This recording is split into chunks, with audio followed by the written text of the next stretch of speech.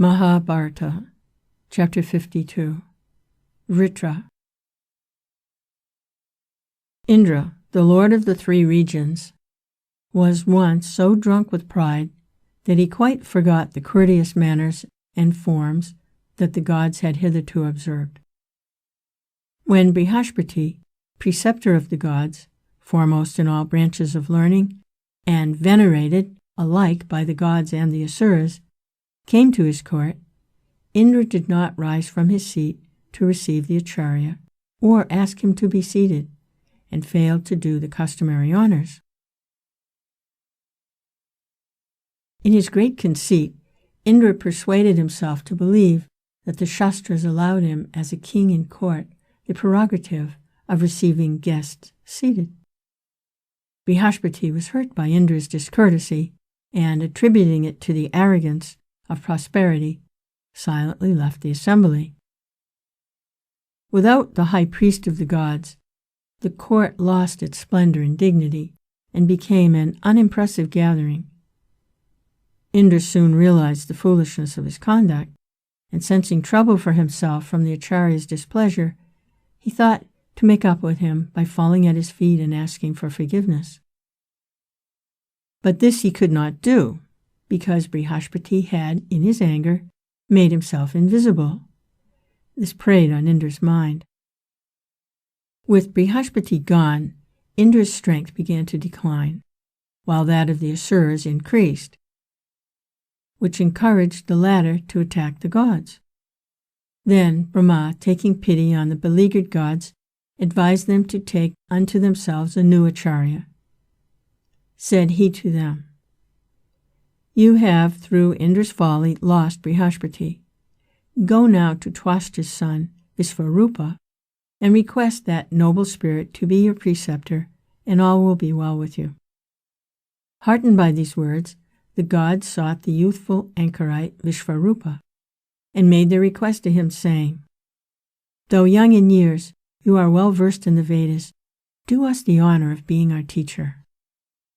Vishvarupa agreed, to the great advantage of the gods, for as a result of his guidance and teaching, they were saved from the tormenting asuras.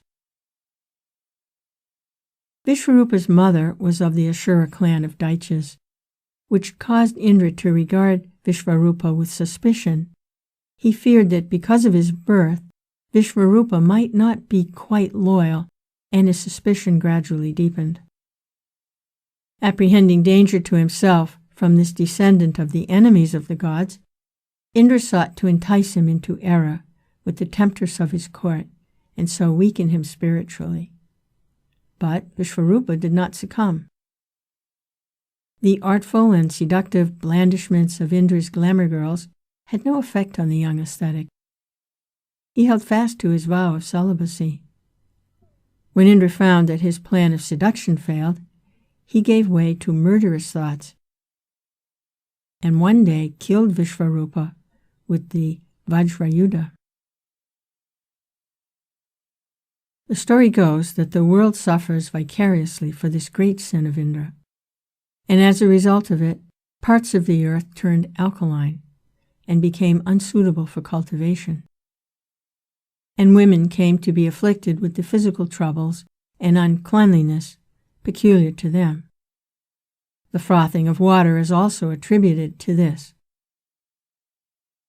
Twashta, in his great rage and grief at Indra's cruel killing of his son, and desirous of avenging his death, performed a great sacrifice, and out of the sacrificial flames sprang Indra's mortal enemy, Vritra.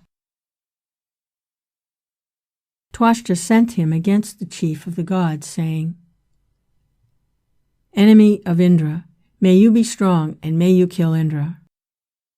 A great battle raged between the two, in which Vritra was gaining the upper hand. When the battle was going against Indra, the rishis and the gods sought refuge in great Vishnu, who offered them protection and said to them, "Be not afraid, I shall enter Indra's Vajrayudha, and he will win the battle in the end." And they returned in good heart. They went to Vritra and said to him, Please make friends with Indra. You are both equal in strength and valor." Vritra respectfully answered, "O blameless ones, how can Indra and I become friends? Forgive me, there cannot be friendship between rivals for supremacy. Two great powers cannot coexist, as you know." The rishi said in reply, "Do not entertain such doubts. Two good souls can be friends, and their friendship is often after hostility." Vritra yielded, saying, "Well then, I shall cease fighting. But I have no faith in Indra. He might take me unawares.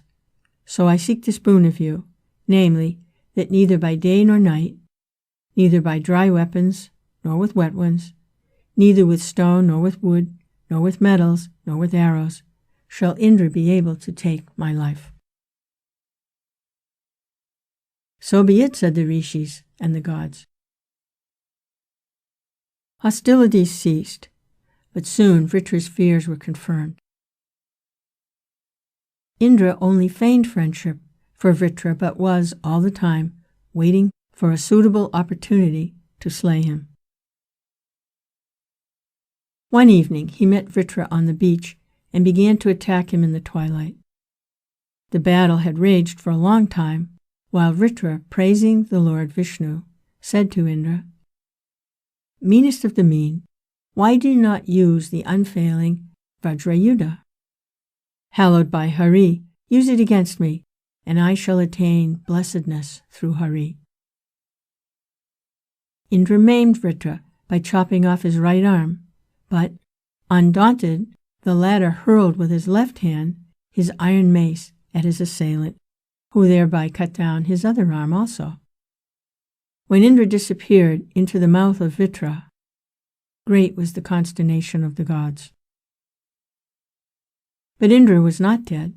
He ripped Vritra's belly open and, issuing forth, went to the nearby beach, and directing his thunderbolt at the water, hurled it so that the surf flew and hit Vritra.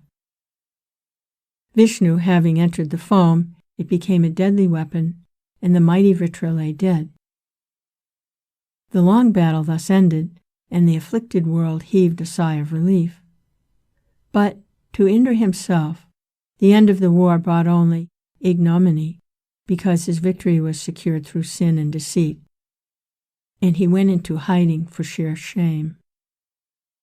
Indra's disappearance caused the gods and the rishis great distress, for a people without a king or a council of state to govern them cannot prosper.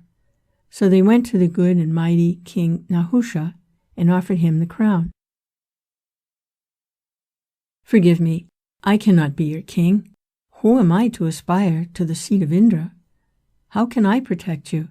It is impossible," he humbly objected. But they insisted, saying, "Do not hesitate, be anointed our king. All the merit and potency of our penance will be yours, and be in addition to your strength. The power and the energy of everyone you set your eyes on shall be transferred to you, and you will be invincible." Thus overpowered, he agreed. Revolution is no new thing. This story shows that even in the world of the gods, there was a revolution leading to Indra's dethronement and Nahusha's installation as king in his stead. The story of Nahusha's fall is also instructive.